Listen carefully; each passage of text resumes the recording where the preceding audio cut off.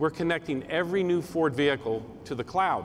Ford, un icône manufacturier américain qui cherche à se redéfinir. Today, that change is upon us. Mise à pied en Europe, compression d'11 milliards de dollars, chute de son action l'an passé, Ford veut se relancer en misant sur les voitures de l'avenir. I've seen more startups, technologists, investors, and inventors. Un vent de modernisme insufflé par l'arrivée dans l'industrie automobile de centaines de petites entreprises en démarrage, dont G-Batteries d'Ottawa. Le projet, né dans un sous-sol il y a 6 ans, fait tourner la tête des grands constructeurs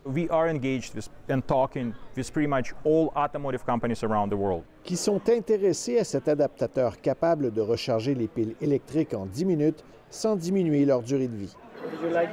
Le contingent technologique canadien comprend aussi des représentants de centres de recherche, dont celui de l'Université de Toronto sur les véhicules électriques. Dans le laboratoire de la Ville-Reine, on cherche à créer des bornes de recharge sans fil, ainsi qu'à transformer les voitures électriques en source d'énergie capables d'alimenter une résidence. But we do have to focus on in North America, what is the highest value that we can bring to this new technology? Il faut créer de la valeur ajoutée, explique le co-directeur du Centre de recherche.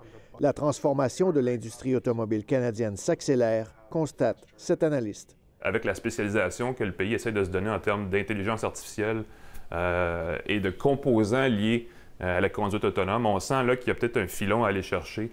En autant que le Canada prenne sa place, répond l'ancien tsar de l'automobile au pays, qui souhaiterait que les entreprises canadiennes mettent encore plus d'efforts pour se faire connaître à l'international. On n'est pas assez agressif pour se faire. Il faut être le plus visible. La transformation de l'industrie automobile canadienne ne se fait pas sans douleur. 2600 employés de General Motors perdront leur emploi plus tard cette année en raison de la fermeture de l'usine d'Oshawa. Ils continuent de se battre pour sauver leur gagne-pain. General Motors prend des décisions pour satisfaire Wall Street, déplore-t-il. Les Canadiens n'acceptent pas ça. Mais Doug Ford refuse de se battre pour ces milliers d'emplois traditionnels.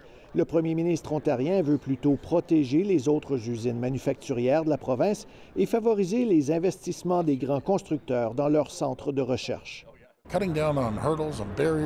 Il vante auprès du secteur automobile un climat plus propice aux affaires en Ontario depuis son élection. Le moment le plus prisé de la présentation de Ford, le dévoilement de son modèle le plus puissant jamais construit pour la route.